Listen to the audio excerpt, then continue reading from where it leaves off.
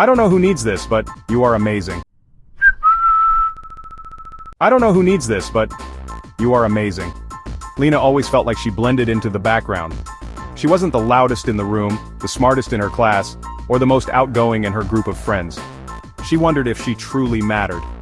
One day, as she was helping out at the community center, an elderly woman named Mrs. Thompson approached her. "Dear, I see you here every week, always helping, always smiling. You don't even realize it, but you make people's days brighter. You are amazing." Lena blinked in surprise. No one had ever said that to her before. That simple phrase sparked something in her, a realization that being kind, consistent, and caring was its own kind of greatness. From that day forward, whenever she doubted herself, she remembered Mrs. Thompson's words. And whenever she saw someone struggling with self-doubt, she passed those same words along. You are amazing. Because sometimes the smallest words can change a life.